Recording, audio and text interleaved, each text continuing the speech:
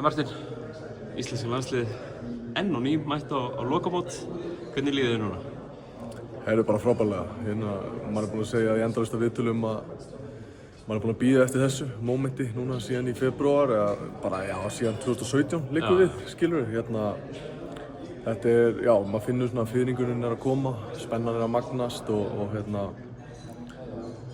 fyrsta æfingi núna eftir smá, þannig að maður fyrir að máta höllina og máta körurnar og boltana og gólfið og allt þetta. Þannig að ég held að svona þegar þessi dagur verður búinn og maður er búinn að sjá svona aðstæður og allt sem er hér í Katowice, þá fer þetta svona að kikka almennilega. Þú ætlaði að fara í smá djúpa pælingu. Þú ert bara unglingur, þú ferð 2000 með liðinu, þú veist, sögulega ferð til Berlín og allt það. 2017 líka, ég meina það er svo stutt á milli þarna, þetta eru tvö mót á 2 árum bara í raun og raun. Kemur endurnýjun í liðinu og einhvern veginn. Hversu svona, svo við fáum að sletta, svona satisfying er að fá að vera leiðtogi í liðinu sem að bjóða þetta til aftur og eru mættir aftur á lokamót? Það er bara forréttindi, sko. Það er eins og þú segir, það er ansi margt búinn að renna til sjávar síðan 2015 sérstaklega og ég ger okkar grín að því, það var svona í fyrsta skipti sem maður var að spila, þú veist, með landsliðinu eitthvað í Evrópu og svo endar maður að því að semja við Alba Berlín sem spilar í höllinni sem við spiluðum í Berlín.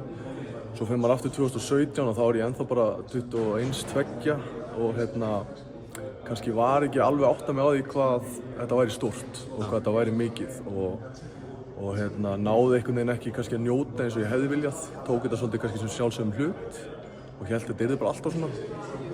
Og síðan 2017 þá er maður búinn að vera að spila á hæsta level í Evrópu, búinn að spila í Euroleague núna í 7 ár og búinn að slíta crossband og missa hettingsleikjum með landsliðinu líka, þannig að þetta er svona, það er rosa margt búinn að gerast síðan 2017 og ég held að núna sérstaklega komin hingað aftur, þá er ég bara einhvern veginn að reyna að njóta þess að vera í mómentinu, að njóta þess að vera hérna, af því að þú veist, maður veit ekkert hvort þetta gerast aftur, hvort þetta sé síðasta skiptið.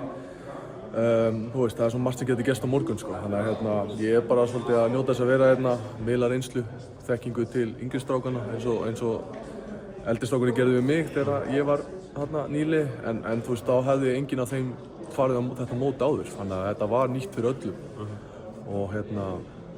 Og það er alveg svolítið magnað að standa hérna í 3. skiptið sem íslenskur körfuboltamaður og komin með hellingsreynslu og það er gaman líka að koma þetta núna og eiga fullt af liðsfélögum, fyrrum liðsfélögum í hinum landsliðunum og þekkja dómarana og þekkja svona fólk í kringum þetta mót, þú veist, þannig að þetta er svona öðruvísi reynsla, þetta mót fyrir mig persónlega og bara spenningun er að magnast með hverju mínútunni, sko.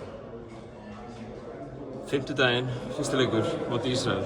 2 hlutir sem þú vilt að íslenska liðið gera til þess að vinna, hvað er það?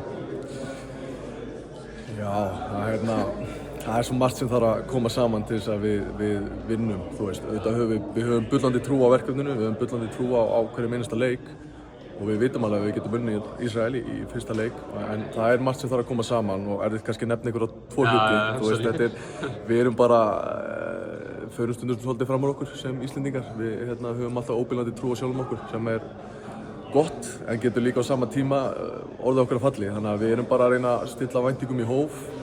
Við vitum hvað við þurfum að gera og en þú veist, það þarf alltaf að koma saman. Þú veist, að sóknin, vörnin, dagsformið, þú veist, en þú veist, það mæta allir í viðtal og segja íslenska geðveikin.